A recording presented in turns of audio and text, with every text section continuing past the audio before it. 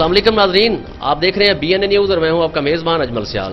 नाजरीन, आज की क्राइम स्टोरी में आपको बताएंगे कि ज़िला विहाड़ी में नवाई गांव है बुरेवाला का एक 367 EB, वहां पे एक शख्स इरफानुल हक नामी, जिसको पुलिस तशद्दुद के ज़रिए 2018 से वो इस वक्त चारपाई पे पड़ा हुआ है और परेशानी में मुब्तला है। वो कैसे और क्या मुतालबा है, क्या मौक़िफ़ है उसका मौक़िफ़ यह है कि थाना छप कलां पुलिस खानेवाल का एक थाना है, सब इंस्पेक्टर शरीफ नामी उसे कॉल करके ब्लैकमेल करता है, धमकियां देता है कि आके मेरे साथ मुकमका करो वरना हम तुम्हें वहां से उठाकर बुरेवाला से पुलिस मुकाबले में मार देंगे।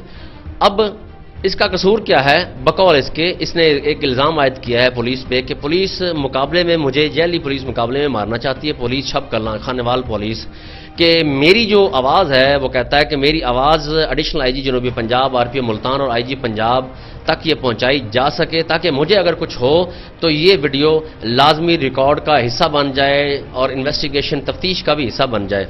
अब सब इंस्पेक्टर जो शरीफ नामी है थाना छप कलां से, उसे बार बार कॉल करके ये मुतालबा करता है कि आप मेरे पास छपकला आएँ वरना मैं आपको घर से उठा के पुलिस मुकाबले, जैली पुलिस मुकाबले में मार दूंगा। अब किस्सा कुछ यूं है कि इसका जो रिकॉर्ड है 2018 में, क्योंकि हर तस्वीर का दूसरा रुख भी होता है, वो भी बताना ज़रूरी है। 2018 में इस पर पुलिस मुकदमात हुए, कुछ क्रिमिनल लोगों की निशानदेही पर, जिस तरह पुलिस सम टाइम कर भी लेती है कि उसकी निशानदेही करके उसको मुकदमेवाल बना लिया।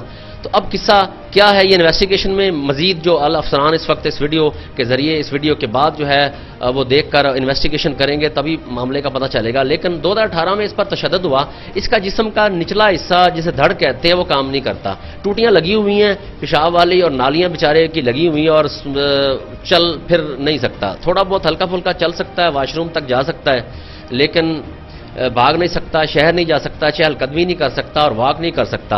अब इसका मुतालबा यह है कि जो है एडिशनल IG जनूबी पंजाब से, RPO मुल्तान और DPO खानेवाल और IG पंजाब से कि सब इंस्पेक्टर शरीफ नामी जो थाना छपकलां से जिनका ताल्लुक है वो मुझे बार बार कॉल करके ये धमकी देता है कि आके मुकमका करो वरना तैनू चुक लेना है, जैली पुलिस मुकाबले च मार देना है।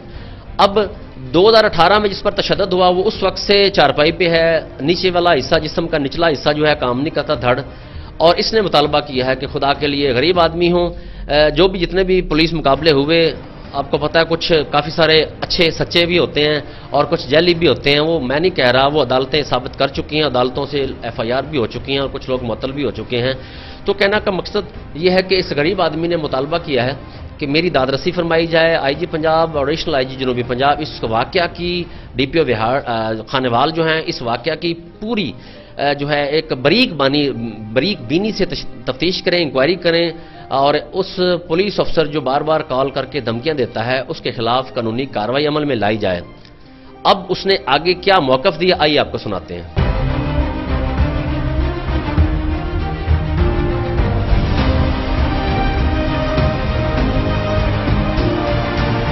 2018 च मेरे ते कोई एक गैंग पकड़ाई सी, मैं राणा मासूम DPO सी उस नूं, ओहदी वजह तो उन्होंने बंदे ने मेरे ते ना परचे कोई करवाए। फिर मैं तकरीबन 2-2.5 साल जेल चला गया। थाना छब कलां ने मेरे ते रेड किया जिहड़ी वजह तो मेरी रीढ़ की हड्डी क्रैक हो गई। फिर जनाब जी मैं जेल की तरफों निश्तर हस्पताल गया, उत्थे मेरा ऑपरेट ना हो सकिया। फिर असी जमानत कराइया जनरल हस्पताल चों, मेरी रीढ़ की हड्डी का ऑपरेशन होया। ऑपरेशन करन तो बाद मैं 1.5-2 साल मंजे ते पिया रहा।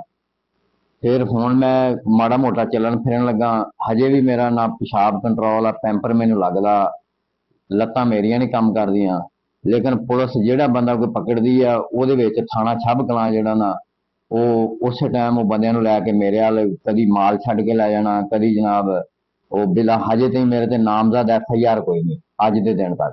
पहलियां मेरे साबका है सी जदों मैं वो मेरी रीढ़ की हड्डी नहीं सी क्रैक हुई, उस तो बाद मेरे को तो मैं तुरिया भी नहीं जाता, तो उस तो बाद ना कोई अजे तक नामजद FIR हुई, लेकिन पुलिस मैंने बिला वजह हुण फिर तंग कर रही।